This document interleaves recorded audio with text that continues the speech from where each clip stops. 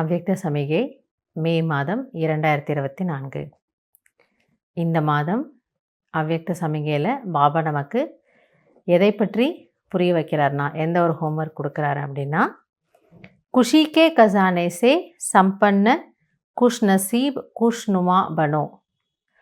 குஷியின் பொக்கிஷத்தால் நிரம்பி இருக்கக்கூடிய குஷி நிறைந்தவர்கள் மிகவும் மகிழ்ச்சியான நிலை உடையவர்களாக ஆகுங்கள். ஸோ இது எப்போவுமே பாபா நம்மிடம் எதிர்பார்ப்பது என்னவென்றால், இந்த உலகத்தினுடைய ஆத்மாக்கள் எல்லோருமே துக்கத்தில் இருக்காங்க. ஆனால் அதில் வெகு சில குழந்தைகள் ஸ்ரீபாபாவை புரிந்து கொண்டவர்கள், தெரிந்து கொண்டவர்கள் கோடியில் ஒரு ஆத்மாக்கள்னு நாம் மட்டும்தான் இருக்கோம்.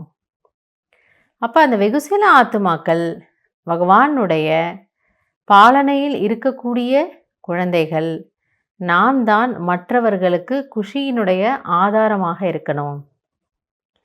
ஸோ மற்ற ஆத்மாக்களுக்கும் நமக்கும் இருக்கக்கூடிய மிகப்பெரிய வித்தியாசம், நமக்கு பாபா கிடைச்சிருக்காரு.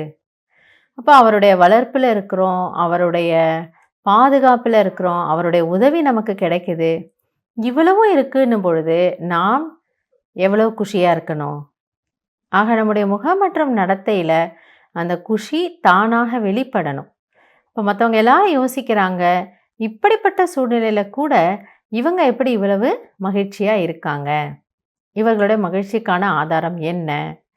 அப்படி தான் நம்ம என்ன பண்ணணும், பாபாவை பிரத்யக்ஷப்படுத்தணும். ஸோ ஒன்று அவரை நாம் பிரத்யக்ஷப்படுத்துகிறோம், மற்றொன்று அந்த குஷி இல்லாமல் இருக்கக்கூடிய துக்கிய ஆத்மாக்களுக்கு நாம் அந்த குஷியை கொடுக்கணும். இப்படி யார்கிட்டையாவது பணம் இல்லை அப்படின்னா அவங்களுக்கு நம்ம கொடுத்து உதவும் பொழுது அவங்க திருப்தி அடைகிறாங்க. ஸோ இப்போ எல்லார்கிட்டவும் எல்லாமே இருக்குது, ஆனால் என்ன இல்லைன்னா குஷி இல்லை, அமைதி இல்லை.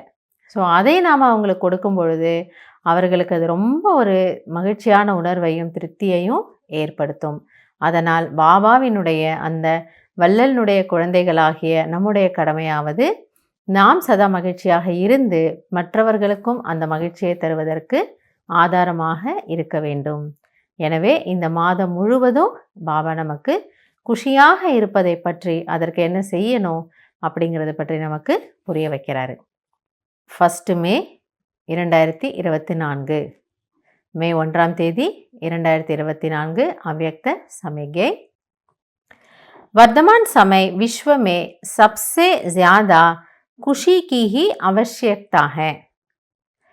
आपके पास खुशी का खजाना भरपूर है. பாப் தாதா சொல்கிறாங்க, இன்றைய காலகட்டத்தில் உலகத்தில் அனைத்தையும் விட மிகவும் தேவையாக இருப்பது என்னவென்றால் குஷி, மகிழ்ச்சி. எனவே உங்களிடம் குஷியினுடைய பொக்கிஷம் நிரம்பி இருக்கின்றது. ஸோ அந்த பொக்கிஷம் உங்ககிட்ட நிறையவே இருக்குது. ஏன்னா பாபா நமக்கு எல்லா பிராப்திகளையும் கொடுத்து நம்மை நிரப்பி வைத்திருக்கின்றார். तो सदा खुशी में रहो और दूसरों को भी खुशी में रहने का साधन दो. इससे सभी आत्माएं आपको खुशी का देवता मानेंगी. எனவே பாபா சொல்றாரு, சதா குஷியாக இருங்கள் மற்றும் பிறருக்கும் அந்த குஷியினுடைய வழியை காட்டுங்கள். அதற்கான வழி என்ன அப்படிங்கிறத சொல்லணும். வழி என்ன? பகவானை தெரிந்து கொள்வது, புரிந்து கொள்வது. இதன் மூலம் அனைத்து ஆத்மாக்களும் உங்களை குஷியினுடைய தேவதையாக ஏற்றுக்கொள்வார்கள். இப்போ எல்லாரும் நம்ம எப்படி பார்ப்பாங்களா, இவங்க கிட்ட போனால் நமக்கு கொஞ்சம் மகிழ்ச்சி கிடைக்கும், கொஞ்ச நேரம் நம்ம திருப்தியாக இருந்துட்டு வரலாம், கொஞ்ச நேரம் நமக்கு ஆறுதலாக இருக்கும், சந்தோஷமாக இருக்கும், இவங்களோட நம்ம பேசலாம், இவங்களோட நம்ம கொஞ்ச நேரம் இருந்துட்டு வரலாம் அப்படின்னு அவங்களுக்கு தோணும். அதாவது நாம் குஷியை அவங்களுக்கு கொடுக்கக்கூடியவர்களாக இருப்போம். मैं खुशी का देवता हूँ, सदा अपना यह टाइटल स्मृति में रखना. எனவே நான் குஷியினுடைய தேவதையாக இருக்கின்றேன் எனக்கூடிய இந்த உங்களுடைய அந்த டைட்டில், அந்த பட்டத்தை சதா நினைவில் வைத்து கொள்ளுங்கள். ஸோ இதை ஞாபகத்தில் வச்சுக்கோங்க. நான் பிறருக்கு மகிழ்ச்சியை வழங்கக்கூடிய தேவதையாக, வள்ளலாக இருக்கின்றேன். இந்த ஒரு ஸ்மிருத்தினா அது ஒரு ஹிந்தி வார்த்தை. ஸ்மிருதியினுடைய அர்த்தம் நினைவு. உங்களுடைய அந்த ஸ்வமானத்தை நினைவில் வைத்துக் கொள்ளுங்கள். அப்போ அந்த ஸ்வமானத்தில் நம்ம இருக்கும் பொழுது கண்டிப்பாக நமக்கு அந்த ஒரு அவேர்னஸ், அந்த ஒரு விழிப்புணர்வு இருக்குது. மற்றவங்களுக்கு என்னிடமிருந்து குஷி தான் போகணும். என்னை சந்திச்சுட்டு போகிறாங்க அப்படின்னா, என்னோட பேசி முடிக்கிறாங்க அப்படின்னா, கண்டிப்பாக அவங்களுக்கு குஷி ஏற்படணும். இதை நம்ம ஞாபகம் வச்சுக்கணும். ஏன்னா தேவதாயன பாபா என்ன சொல்கிறாரு, கொடுக்கக்கூடிய வள்ளல். ஸோ நான் எல்லாருக்கும் என்ன கொடுக்குறேன், குஷியை தானமாக கொடுக்கக்கூடிய வள்ளலாக இருக்கும் தேவதா.